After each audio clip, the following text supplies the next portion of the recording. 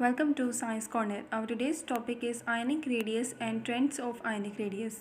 पहले हम डेफिनेशन देखेंगे कि न्यूक्लियस से outermost valence shell of an ion तक का जो डिस्टेंस होगा उसे हम आयनिक रेडियस कहते हैं। अगर हम एक सिंगल केटाइन को कंसीडर करें, जैसे हमारे पास यहाँ पे सोडियम केटाइन है, तो इसके आउटर मोस्ट शेल में कितने इलेक्ट्रॉन्स हैं? 1 इलेक्ट्रॉन है। आउटर मोस्ट इलेक्ट्रॉन से जो सोडियम का न्यूक्लियस है वहाँ तक का जो डिस्टेंस है उसे हम बोलते हैं आयनिक रेडियस। नेक्स्ट हम मूव कर रहे हैं आयंस की टाइप पे। आयंस की 2 टाइप्स होती हैं, एक को हम बोलते हैं केटाइन और दूसरी होती है एनाइन।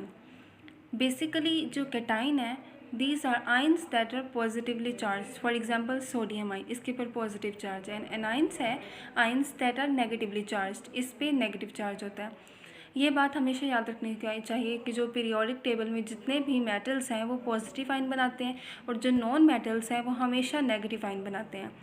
नेक्स्ट हम मूव करेंगे रेडियस ऑफ केटाइन। अब इसका कंसेप्ट हम देखेंगे कि रेडियस ऑफ केटाइन होता क्या है।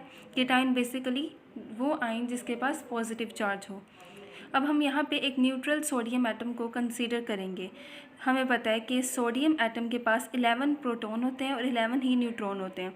जो सोडियम का प्रोटॉन है ये हमेशा इलेक्ट्रॉन को इनवर्ट पुल करेगा टुवर्ड द न्यूक्लियस, लेकिन जो इलेक्ट्रॉन है वो आउटवर्ड ऑपोजिट डायरेक्शन में फोर्स एक्सर्ट करेगा। तो इन दोनों के इलेक्ट्रॉन और प्रोटॉन नंबर इक्वल होने की वजह से एक दूसरे का इफेक्ट को कैंसिल कर देंगे, जिसके रिजल्ट इलेक्ट्रॉन इवॉल्व करते करते न्यूक्लियस के इर्द गिर्द सुइटेबल पोजीशन मेंटेन कर लेगा।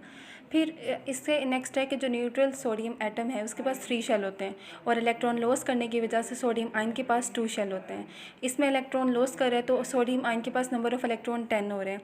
इसका मतलब कि सोडियम आयन के पास नंबर ऑफ़ इलेक्ट्रॉन जो हैं वो नंबर ऑफ़ प्रोटॉन से कम होंगे।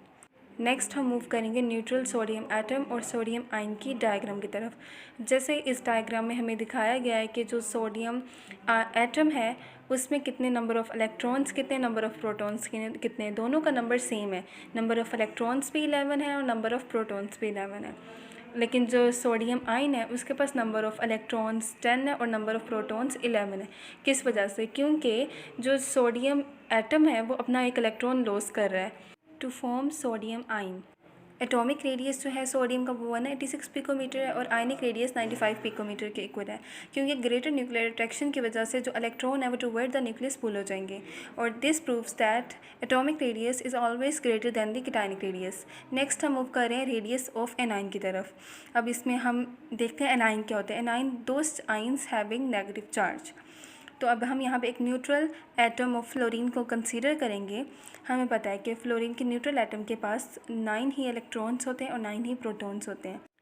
प्रोटॉन जो है वो इलेक्ट्रॉन्स को इनवर्ट डायरेक्शन में पुल करेगा और इलेक्ट्रॉन जो है वो आउटवर्ड डायरेक्शन में फोर्स अप्लाई करेंगे। अब इलेक्ट्रॉन और प्रोटॉन के नंबर इक्वल होने की वजह से इलेक्ट्रॉन्स जो हैं वो न्यूक्लियस के अराउंड सुइटेबल पोजीशन में रिवॉल्व करते रहेंगे। और अब हमें पता है कि फ्लोरीन जो है वो नॉन मेटल है। अब नॉन मेटल को स्टेबल होने के लिए एक इलेक्ट्रॉन्स या नंबर ऑफ़ इलेक्ट्रॉन्स एक्सेप्ट करने की ज़रूरत होती है ताकि वो नेगेटिव आयन बन सके। और इलेक्ट्रॉन एक्सेप्ट करने की वजह से इसका साइज़ इंक्रीज़ हो जाएगा from 71 picometre to 136 picometre. This proves that जो एटॉमिक रेडियस जो है वो लेस दैन होता है एनायनिक रेडियस से। हमने देखा है कि फ्लोरीन का जो न्यूट्रल एटम का रेडियस था वो 71 पिकोमीटर था और फ्लोरीन आयन का जो रेडियस था वो 136 पिकोमीटर था। नेक्स्ट है पीरियोडिक ट्रेंड्स। पीरियोडिक ट्रेंड सबसे पहले हम देखेंगे ionic radius down the group. Top to bottom basically ionic radius increase होता है। अगर हम फर्स्ट ग्रुप की बात करें जिसमें हमारे पास एलिमेंट्स आते हैं लिथियम, सोडियम, पोटाशियम। जैसे इस डायग्राम में दिखाया गया है कि डाउन द ग्रुप जो है वो एलिमेंट्स का साइज़ इंक्रीज़ हो रहा है। तो अगर हम इनके आयनिक रेडियस की भी बात करें तो लिथियम का आयनिक रेडियस होता है 60 पिकोमीटर, सोडियम का होता है 95 पिकोमीटर और पोटाशियम का होता है 133 पिकोमीटर। तो डाउन द ग्रुप जो हैं वो एटॉमिक नंबर इंक्रीज़ हो रहे हैं। लिथियम का है 3, सोडियम का 11, पोटाशियम का 19। तो एटॉमिक नंबर इंक्रीज़ होने की वजह से इनका साइज़ इंक्रीज़ हो रहा है। सेकंड कि इनके नंबर ऑफ़ शेल्स भी इंक्रीज़ हो रहे हैं। नंबर ऑफ़ शेल्स इंक्रीज़ होने की वजह से इनका साइज़ इंक्रीज़ हो रहा है। लिथियम के 2 शेल्स थे, सोडियम के 3 एंड पोटाशियम के 4। नेक्स्ट हम मूव करेंगे अक्रॉस द पीरियड। इसका ट्रेंड देखेंगे। Period means from left to right. अगर हम थर्ड पीरियड की बात करें जिसमें हमारे पास एलिमेंट्स आते हैं sodium, magnesium, aluminium and so on. अब सोडियम, मैग्नीशियम और एल्युमिनियम ये तो हमें पता है कि इन पे पॉजिटिव चार्ज आ रहा है, तो इसका मतलब है कि ये केटायंस हैं। अगर हम इनके साइज़ की बात करें तो सोडियम का जो आयनिक रेडियस है वो 95 पिकोमीटर है, मैग्नीशियम का आयनिक रेडियस 65 पिकोमीटर है और एल्युमिनियम का जो आयनिक रेडियस है वो 50 पिकोमीटर है। तो अब हमें ये पता है कि फ्रॉम लेफ़्ट टू राइट जो है वो इनका साइज़ डिक्रीज़ हो रहा है।